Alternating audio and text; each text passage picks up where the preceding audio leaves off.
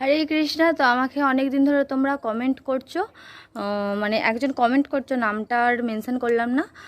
তো তুমি কমেন্ট করছিলে যে নিরামিষ মানে মাছ মাংস বাসনে কি নিরামিষ খাওয়া যাবে, বা ঠেকাঠেকেও খাওয়া মানে মাছ মাংসের সাথে ঠেকাঠেকেও হয়ে যাচ্ছে।